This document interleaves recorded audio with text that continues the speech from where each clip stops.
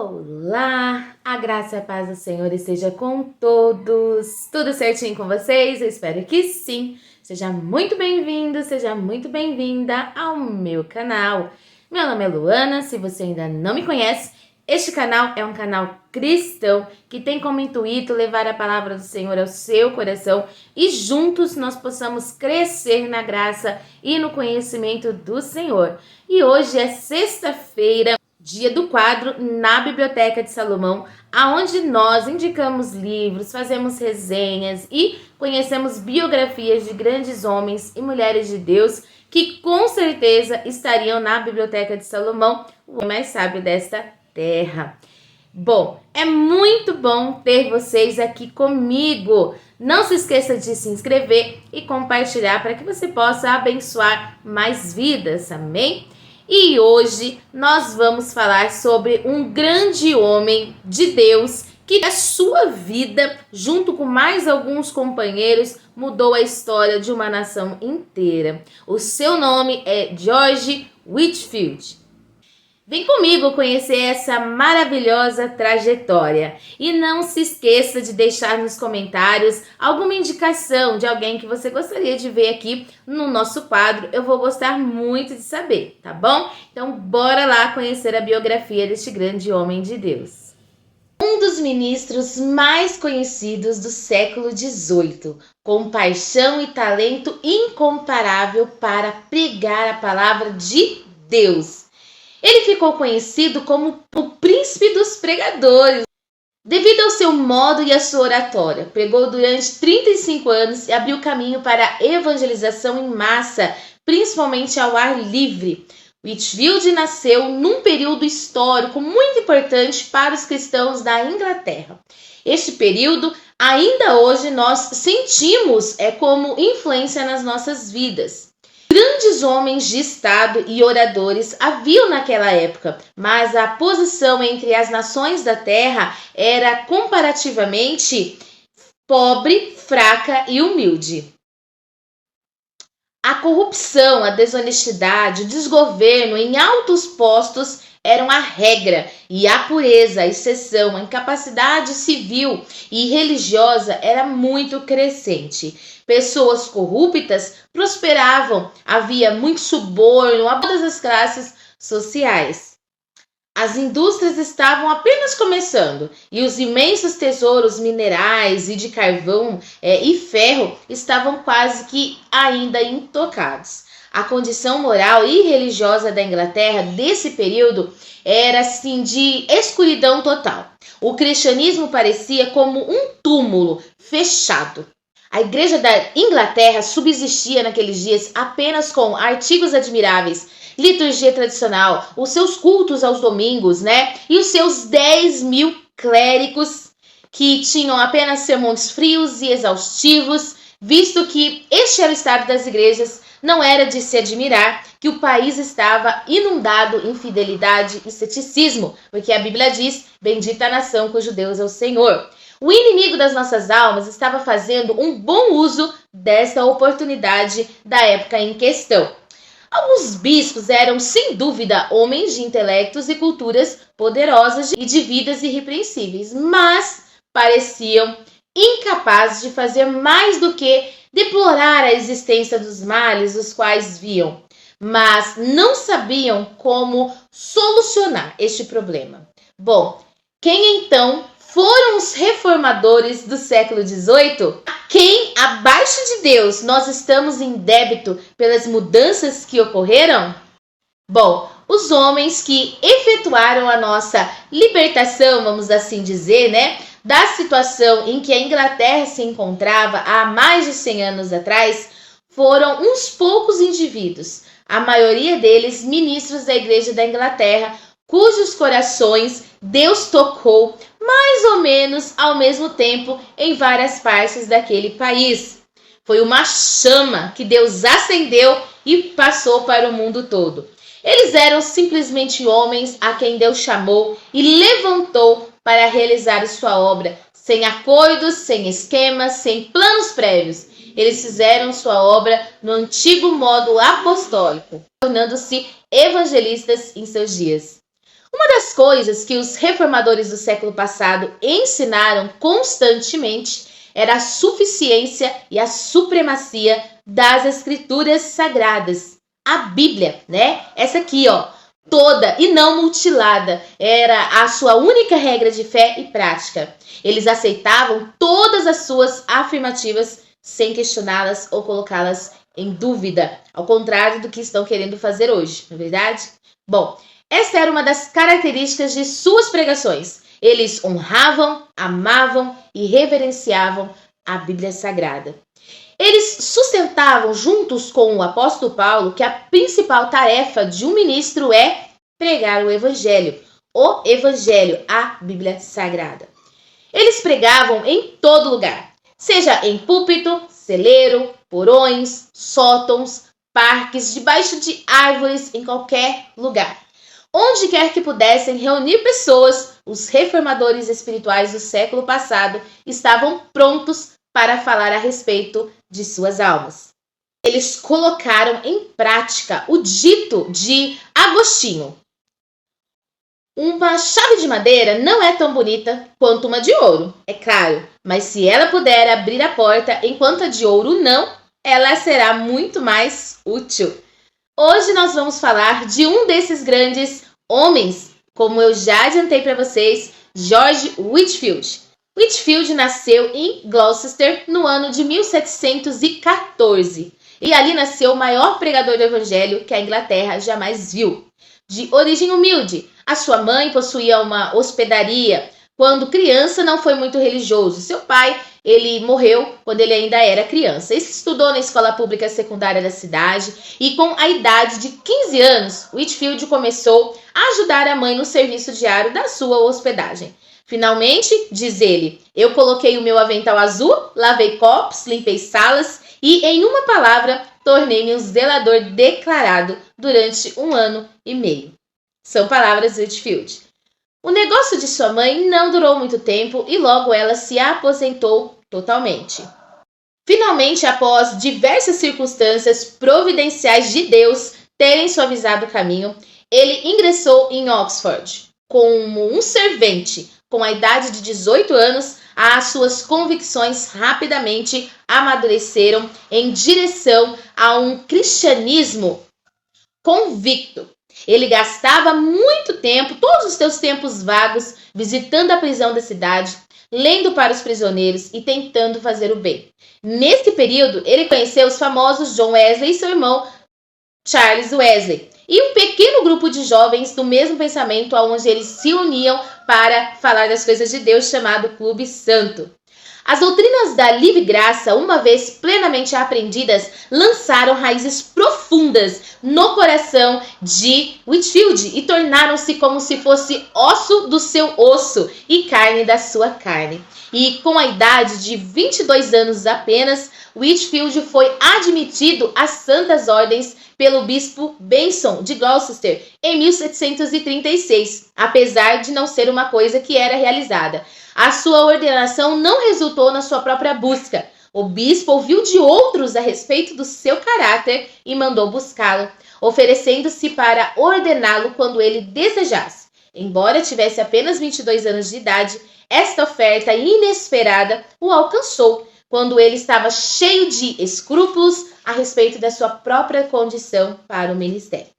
Aquilo desfez as amarras e levou a tomar uma grande decisão. Eu comecei a pensar, diz ele, que se continuasse a resistir, eu estaria lutando contra Deus. Bom, o primeiro sermão de Whitefield foi pregado na própria cidade, onde ele nasceu, em Gloucester. A sua própria descrição é o melhor relato que pode ser dado. Vamos ver hoje? Domingo passado, de tarde, eu preguei meu primeiro sermão na igreja de Santa Mary Quipte, onde fui batizado e também pela primeira vez recebi o sacramento da Santa Ceia. Curiosamente, como você pode facilmente conjecturar, isso atraiu uma grande congregação. Na ocasião, a visão a princípio atemorizou-me um pouco, mas fui confortado. Com um sentimento sensível ao meu coração, da presença divina e logo descobri a indivisível vantagem de ter sido acostumado a falar em público quando ainda era um garoto na escola e de exortar prisioneiros e pessoas pobres nas suas casas quando na universidade estava. Por meio disso, fui guardado de ser demasiadamente desencorajado. Quando eu prosseguia, percebi um fogo se acender até que por fim, embora tão jovem e cercado por uma multidão daqueles que me conheciam desde os dias da minha meninice, eu acredito que fui habilitado a pregar o evangelho com algum grau de autoridade. Alguns poucos escarneceram, mas a maioria parecia subitamente impressionada. E eu ouvi que houve uma queixa feita ao bispo de que eu havia levado 15 pessoas à loucura com o meu primeiro sermão. O digno prelado desejou que a loucura não viesse a ser esquecida antes do próximo domingo.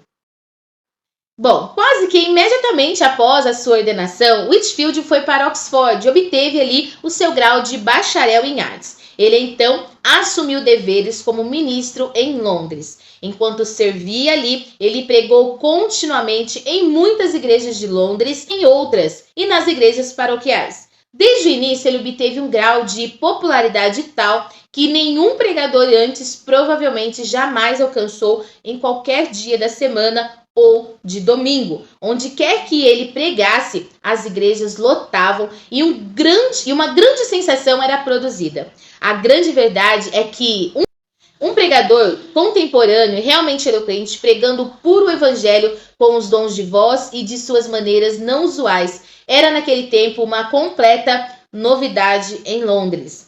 As congregações eram tomadas de surpresa, arrebatadas. De Londres, ele foi transferido por 2 meses para Dumer, numa pequena paróquia rural.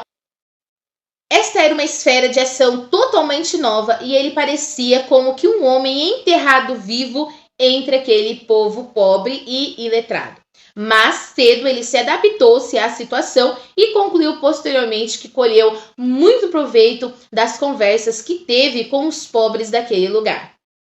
De Dumer, ele aceitou um convite, o qual lhe havia sido feito, insistência pelos irmãos Wesley para visitar a colônia de George na América do Norte, para ajudar no cuidado de uma casa de órfãos que havia sido estabelecida perto de Savannah, para filhos de colonizadores.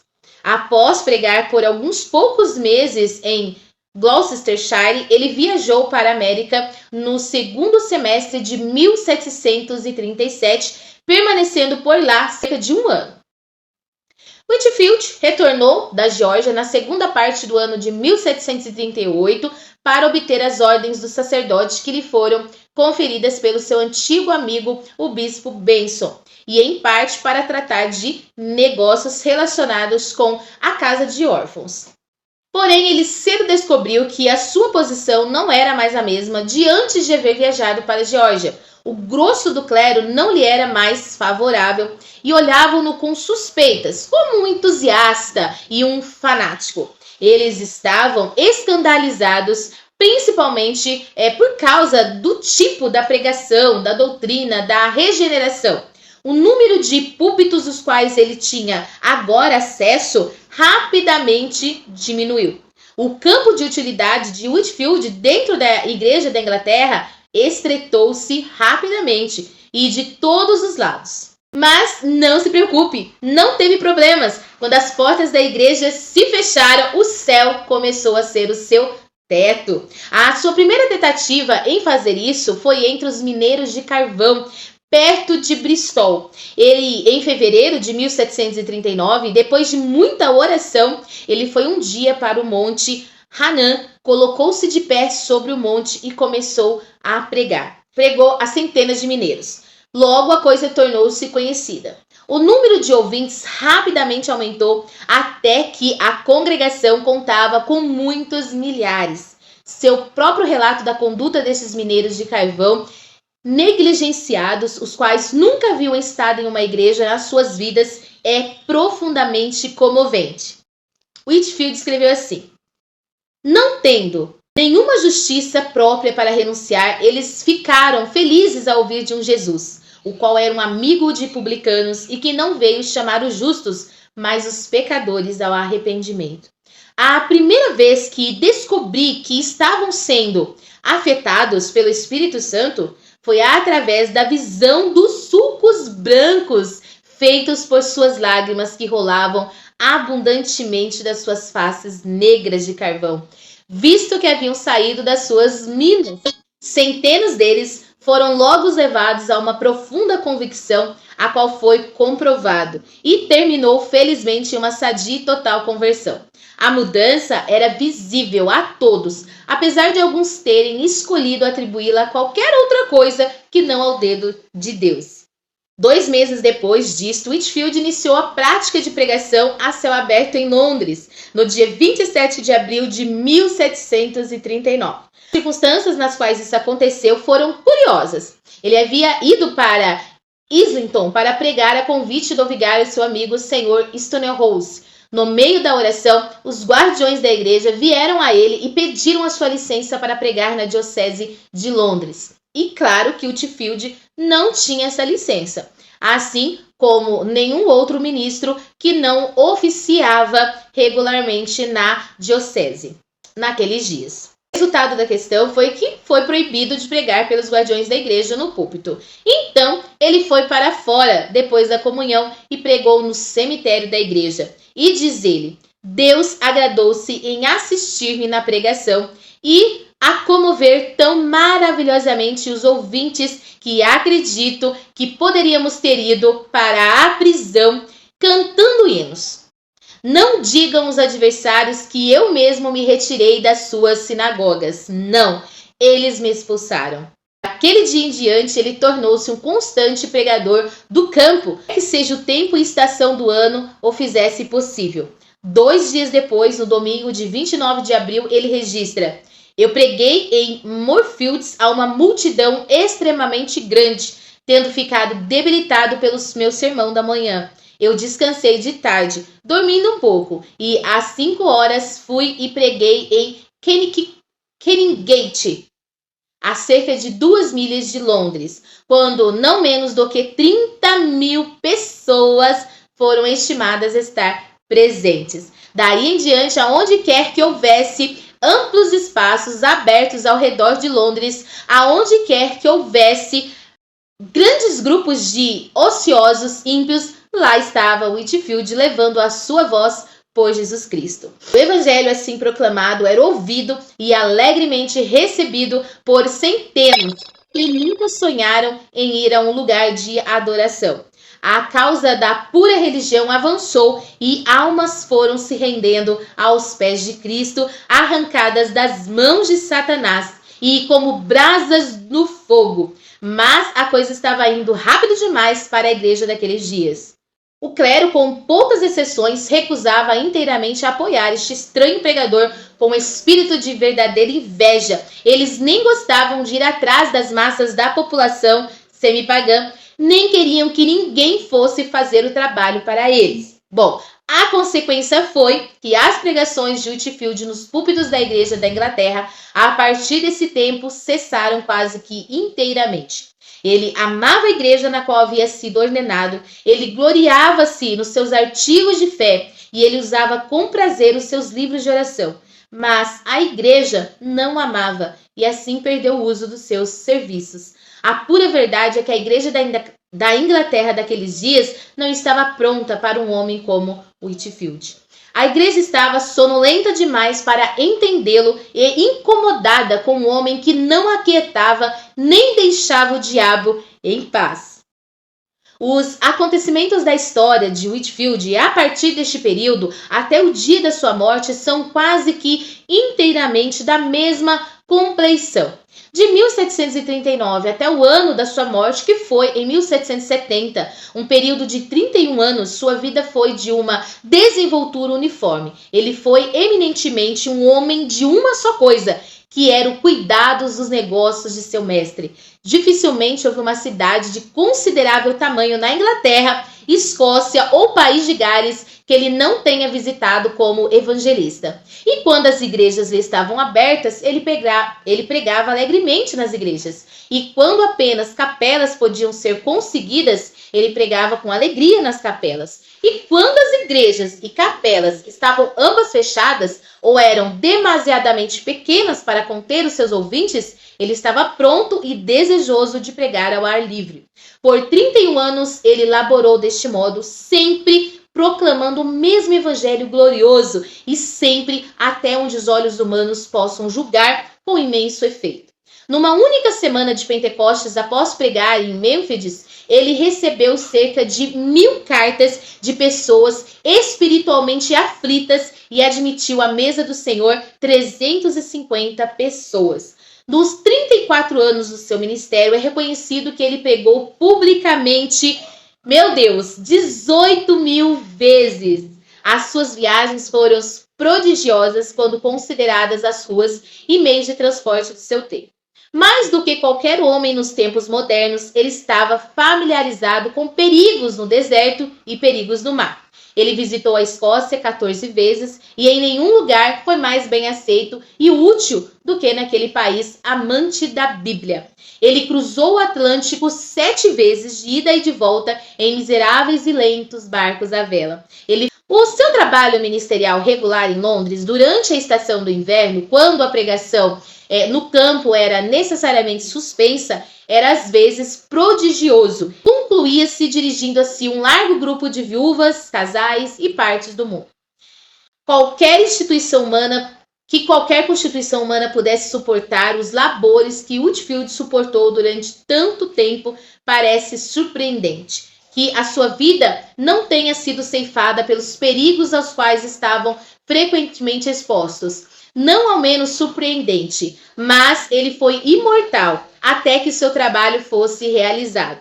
Por fim, ele morreu subitamente em Newburyport, na América do Norte, num domingo, dia 29 de setembro de 1770, ainda relativamente novo, com 56 anos de idade. Ele foi casado com uma viúva chamada James, a qual morreu antes dele. Ele não deixou filhos, mas deixou um nome bem melhor preservado do que se tivesse deixado filhos e filhas. Talvez nunca tenha havido um homem do qual se pudesse dizer tanto verdadeiramente que gastou e foi gasto por Cristo como George Whitefield. Foi um fim em extraordinária harmonia com o teor de sua vida. Assim como havia vivido por mais de 30 anos, assim ele morreu, pregando até o fim. Ele literalmente morreu no posto. Foi uma morte súbita.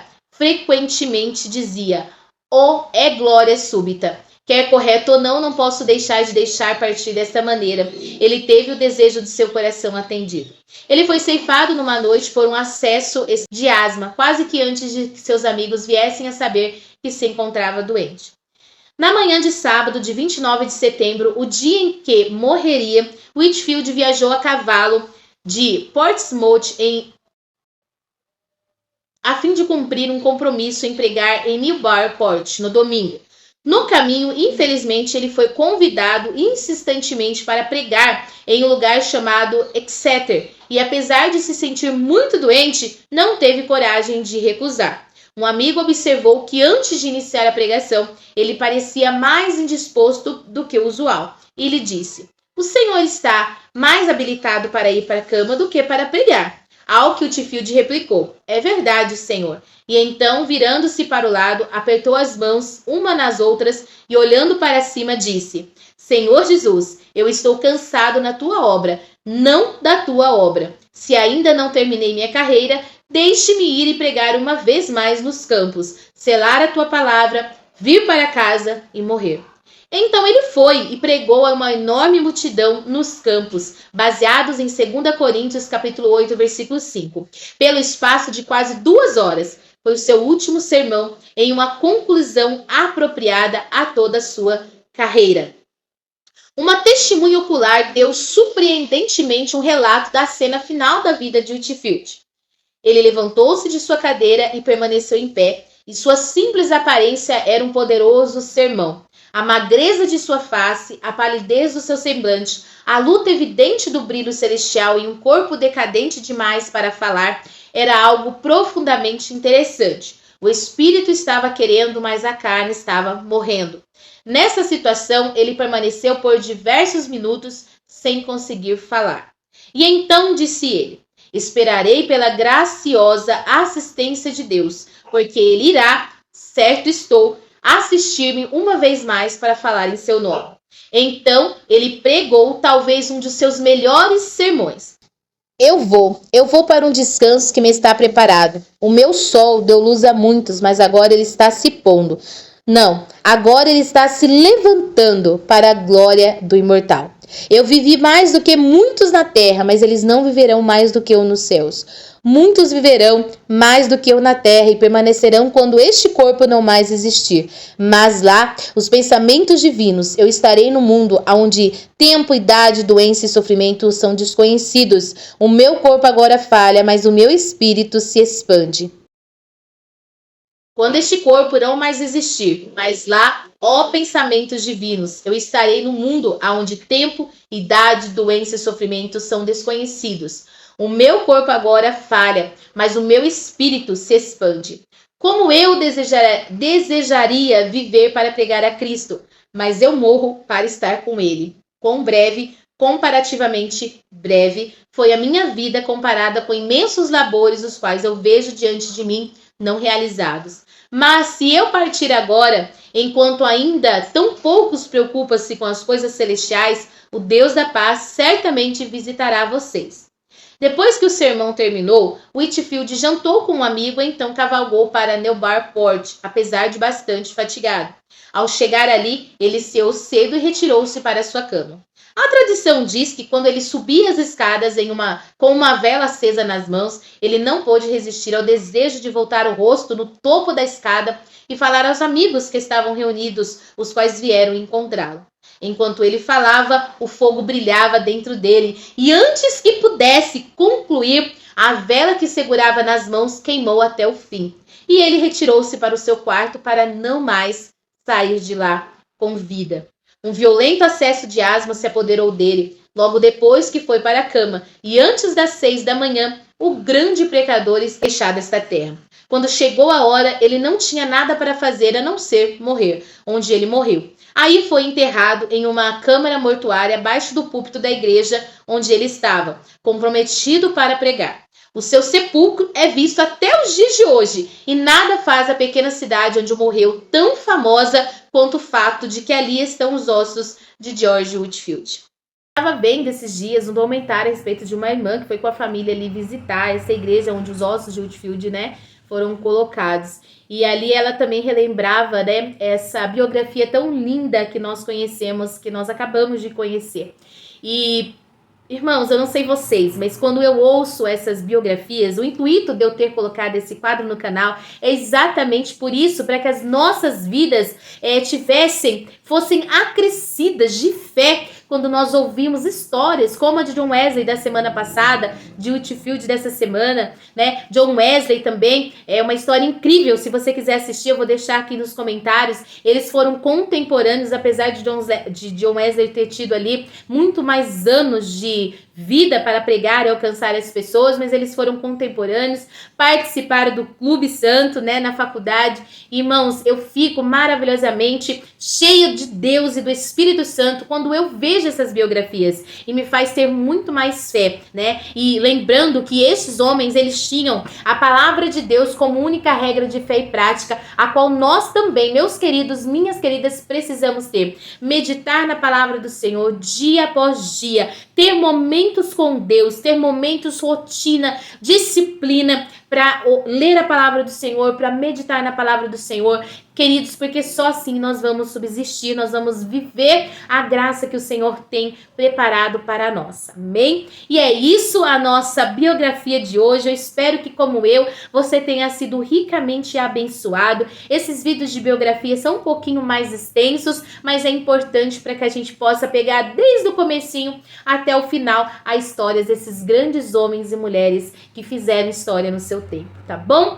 Eu Eu vou ficando por aqui, o vídeo vai ficando por aqui, mas que o Espírito Santo possa estar falando muito ao seu coração. Eu vou deixar na descrição os livros que foram usados para fazer essa biografia e também quero fazer uma indicação de um livro, Heróis da Fé. Eu esqueci de deixar aqui pertinho de mim, mas eu vou deixar aqui a fotinha dele, Heróis da Fé, que você possa de repente estar adquirindo para estar lendo e também sendo mais edificado. Vai falar sobre biografias de grandes homens de Deus que fizeram história no seu tempo, tá bom? Deus abençoe sua vida. Até o próximo vídeo, se assim o Senhor nos permitir. Graça e paz.